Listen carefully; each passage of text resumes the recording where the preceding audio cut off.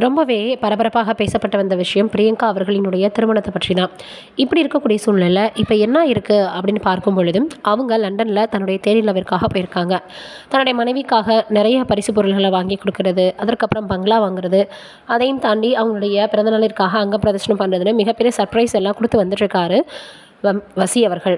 இந்த சூழ்நிலை இப்போ என்ன அப்படின்னா, நீங்கள் மறுபடியும் விஜய் டிவிக்கு வருவீங்களா இல்லையான்னு கேட்ட பொழுது என்ன சொல்லியிருக்காங்க பிரியங்கான்னு பார்க்கும் பொழுது, என்னால் மறக்கவே முடியாத ஒரு ஷோ வந்து எது அப்படின்னா சூப்பர் சிங்கர் தான். நிச்சயமாக அதை என்னால் விட்டு கொடுக்கவே முடியாது.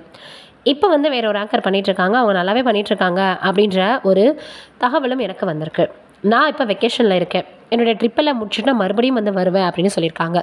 அதனால் இவங்க ஒரேடியாக வந்து பார்த்தோன்னா அந்த நிகழ்ச்சியிலேருந்து வெளியில் வரலை, கண்டிப்பாக மறுபடியும் வந்து அவங்க இணைவாங்க அப்படின்னு எதிர்பார்க்கப்படுது.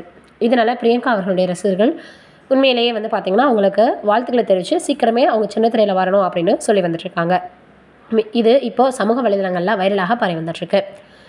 ஏற்கனவே வசி அவர்கள் வந்து இங்கே ஒரு டிஜேவாக இருக்கார், அதே போல் ஈவென்ட் மேனேஜ்மெண்ட் வச்சுருக்காருன்றது தெரியும். அங்கேயும் அப்படி தான், லண்டன்லேயும் அவருக்கு ஒரு ஈவென்ட் மேனேஜ்மெண்ட் இருக்கான். அதனால் இப்போ அங்கே கூட்டிகிட்டு போய் திருமணத்தை தாண்டி இப்போ அவங்களுடைய தேர்ந்தவர் ரொம்ப பிரம்மாண்டமாக பிளான் பண்ணி வந்துட்டுருக்காரா வசி அவர்கள். இதனால் பிரியங்கா அவர்கள் தன்னுடைய வெக்கேஷனை முடிச்சுட்டு மீண்டும் வருவாங்கன்னு எதிர்பார்க்கப்படுது.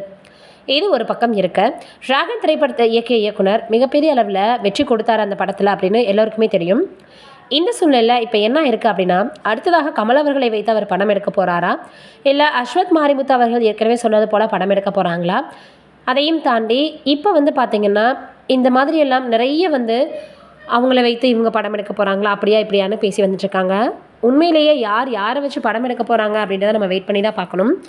அதனால் இப்போ டிராகன் திரைப்படத்திற்கு அப்புறமாக அடுத்து அவர் இருக்கக்கூடிய படத்தை பற்றி நிறைய பேர் ரொம்பவே எதிர்பார்ப்புகளோடு இருக்காங்க.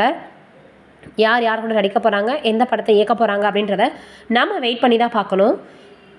நீங்கள் என்ன நினைக்கிறீங்க அப்படின்றத மறக்காமல் கமெண்ட்டில் சொல்லுங்கள்.